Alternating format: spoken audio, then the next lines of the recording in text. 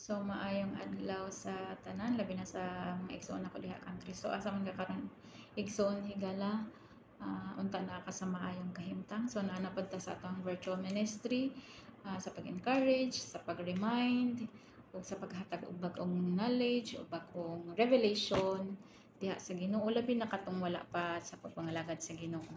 So before I started this video, I have already prayed for the Lord na mungkin sa itong mga maminaw ni ini bisan gamay lang na unta sila makuha or makutlo, no?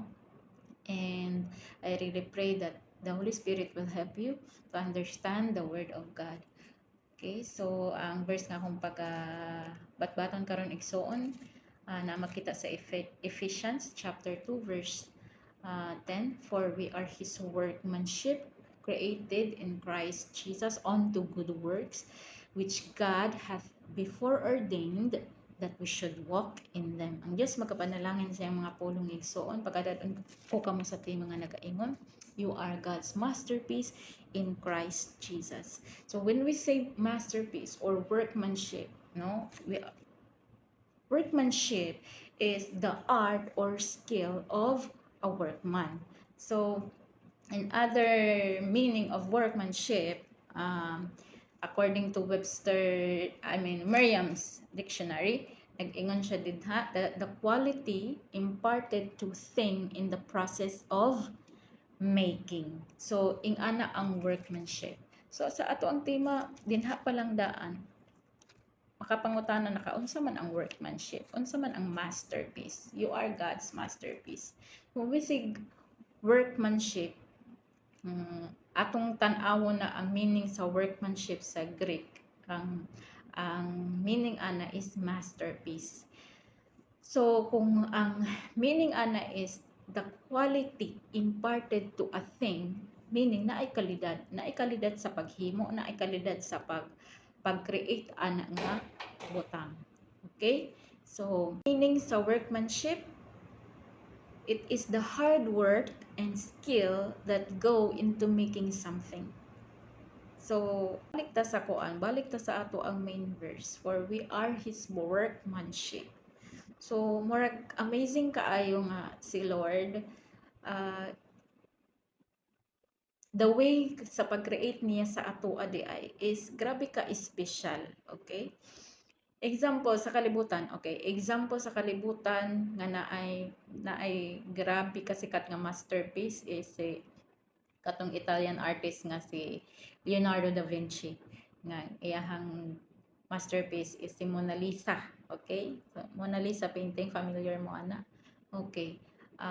Masterpiece niya na nga if you will search on Google, daghan mo matun-an og naamoy makutloan nga painting. Ang uban gani seems like naa sila yung mga mga meme about ana, but dili na mawala sa art industry nga siya ang kilala nga painter.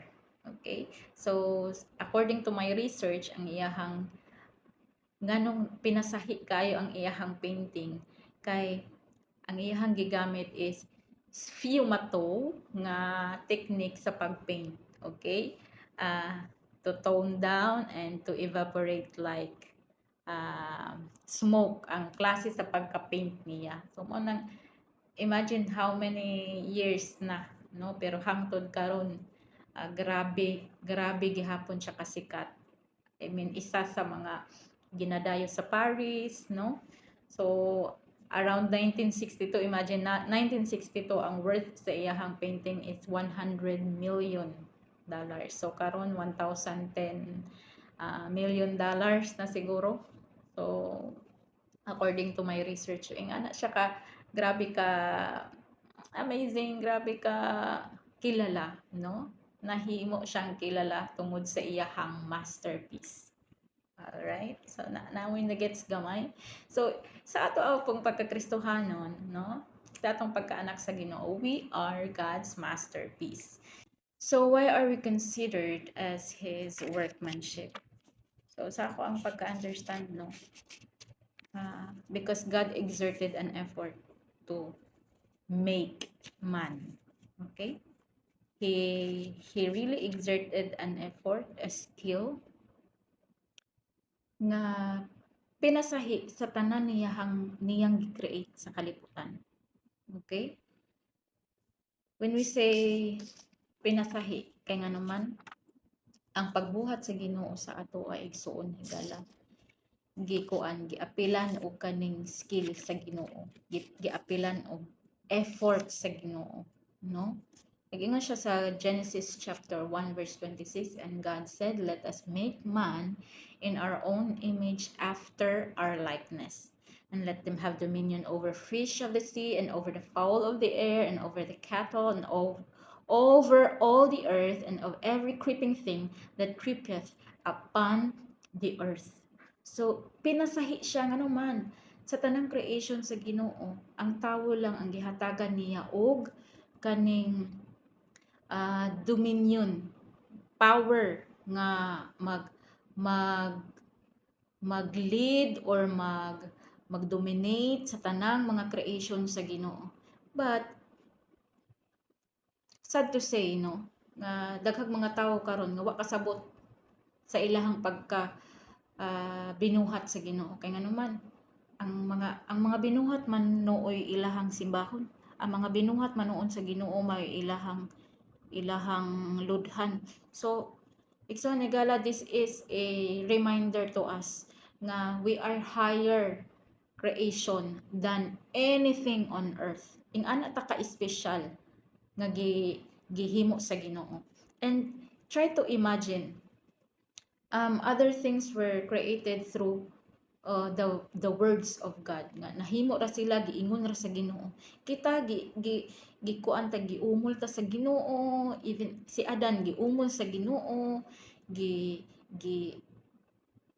gihulma. Imagine ha, for the whole day siya nga nag-create sa usa ka tawo, no? Naghugaw-hugawan pa siya kay gikan baya sa daan. And we should remember, igsoon higala, nga there are 4 kinds of God's creation to a man. Okay?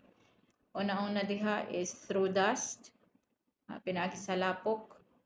Best example ana is si Adan. Ikaduha, pinaagi sa rib. Best example ana si Eve. Ikatulo, through matrimonial creation. Best example ana kita, between husband and wife. Between husband and wife na himugso ang usa ka tawo. Okay, that is matrimonial creation. And the last one is immaculate conception. Who is the best example ana? Si Jesus Christ, wala nay lain pa. Okay, so manay 4 kinds of God's creation sa human. Imagine unsa ta ka skillfully nga gibuhat sa Ginoo. Yes, we are not kanang literally came from dust nga pareho ni Adan, nga si Lord ang nag-umol sa atoa, or si God ang nag-umol sa atoa. But we are created through matrimonial creation, nga dili nimo halos ma-imagine giunsa sa Ginoo ang usa ka tawo ilalom sa taguangkan sa iyahang inahan. So ing ana ta ka special, ing ana ka amazing si Lord nga gi-create ang tao. Okay, so why are we his workmanship? Because naay imparted skill si Lord sa atoa, naay imparted nga pinasahi nga mga talent si Lord sa atoa. No wonder daghan kay mga talented nga mga anak sa Ginoo, naliwat ta sa Ginoo igsoon, no? Skillful ta nga naliwat ta siya. And most of all, we are created by his own image, no? By his own likeness. We are created by his own likeness, nga dili man siguro naliwat sa katason sa ilong, no? Kay genetically maliwat man jud ta sa ato ang inahan o gamahan, no? But what God means when he said that we are created in his own likeness, nga makita pod sa ato ang kinabuhi nga righteous ta og holy. Okay, in Ephesians 4, okay, Ephesians 4 24, and sige ingon din ha, and that ye put on the new man which God is created in righteousness and holiness. So mao jud nay purpose ni Lord nganong gi-create ta nga mahimo tang maliwat sa iyaha in righteousness and holiness. Pareho ta sa iyahang image, literally ina ay mata na ilong, but the most thing nga giingon sa Ginoo is through holiness and righteousness. So that only means nga unsa man, we are to reflect God's image in our lives like Jesus. Karon paano? Wala man ta nakakita sa Ginoo, wala man ta nakaila sa Ginoo. Swerte jud kay ning mga disciples sa una ba nga nakakita kang Jesus Christ. Why? Nga naman, because Jesus, okay? Jesus is the image of the invisible God. Okay? Colossians 1:15 to 17. Unsay giingon din ha? Siya mao ang dagway sa dili makita nga Dios, ang panganay sa tibuok nga kabuhatan. Kay pinaagi kaniya gibuhat ang tanang mga butang diha sa langit ug diha sa yuta. Imagine ha, pinaagi kaniya, nabuhat ang tanan ug dinhi sa yuta, makita ug dili makita, mga lingkuranan nga harianon o kagahom o pamunuan o pagbulutan, ang tanang mga butang gibuhat pinaagi kaniya og alang kaniya. Imagine. Siya mauna sa wala pa ang tanang mga butang ug diha kaniya ang tanang mga butang gipakapot. Imagine. So mao nang niingon ta dinhi sa ato ang theme nga we are God's workmanship in Christ Jesus. Kay pinaagi kang Kristo igsuon na himugso ta, na buhat ta. So balik ta sa Genesis chapter 1 verse 26. Lalom ni ha, pero ako nang i-share para naapod mo yung idea. When God said that, let us, okay? Let us make man after our own likeness, in our own image. So, kinsa may kauban sa Ginoo. Okay? So, isa lang na siya kanang murag trivia nako para sa inyo haigson. Para naamoy idea ba nga kaning Colossians chapter 1 verses 17. Lalong kaayo ni siya nga word sa Ginoo, pero masabot siya sa mga anak sa Dios. Sila binakatungnaan na ang balaang Espiritu Santo. Kung walang parang Espiritu Santo igsoon bisag unsaon pakapila na ning basahon ang Biblia igsoon di jud ka kasabot. So I really pray nga ang Ginoo, ang balaang Espiritu may maghatag sa imuha og kanang wisdom no sa pagsabot sa ato sa pulong sa ato ang buhi nga Dios. And since we are to reflect God's image in our lives like Jesus, ilabi na sa pagkamatarong, sa pagkabalaan, I have to tell you something na if you are claiming that you are created by God, binuhat man ko sa Ginoo, nagtuo man ko sa iya nga iya akong gibuhat, palangga man ko sa Ginoo, kanang nag-effort man siya nga gibuhat sa pagbuhat sa ako. But you know what? We should be reminded that the true image of God is seen in righteousness and holiness. And if we are claiming that we are God's masterpiece, then those two things makita dapat sa atong kinabuhi, ang righteousness o ang holiness nga gikan sa atong buhi nga Dios. Ang pangutana din ha, if tan-awon ka karon sa tawo igsoon, kung tan-awon ang imuhang kinabuhi, nag-reflect ba si Jesus sa imuhang life? Naa ba ang holiness? Naa ba ang righteousness? And if you are claiming that you are God's masterpiece, makapamatuod kaha ang mga tao nga nakakita sa imuha? Makapamatuod kaya ang mga tao nga you are really God's masterpiece? You are really God's workmanship?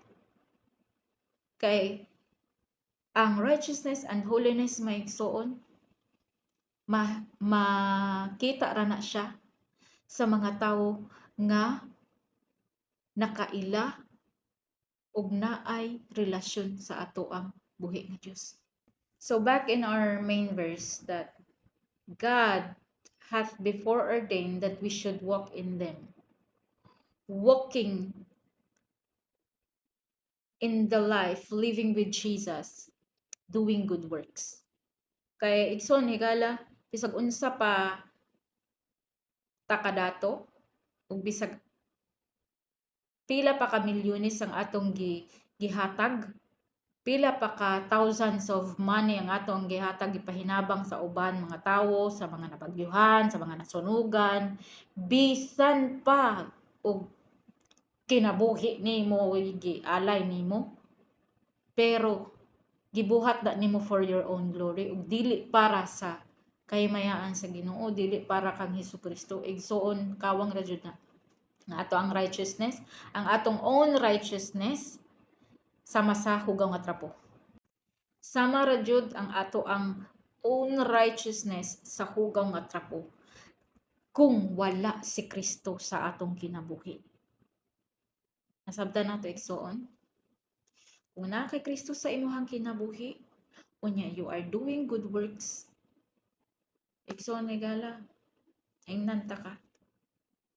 Nalista na sa record sa Ginoo dito sa langit. There are blessings in doing good works. Mao nang dili ta mukuan, dili nato i-disregard ang pagtuo nato sa ato ang buhi nga Dios. Ang pag-believe nato kang Jesus Christ, dili nato na i-disregard.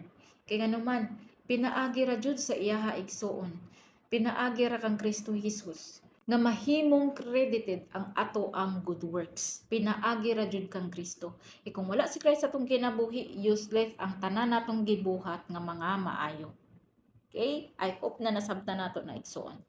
So, the blessings in doing good works, daghan kay igsoon, una-una, i-bless ta sa Ginoo is spiritually.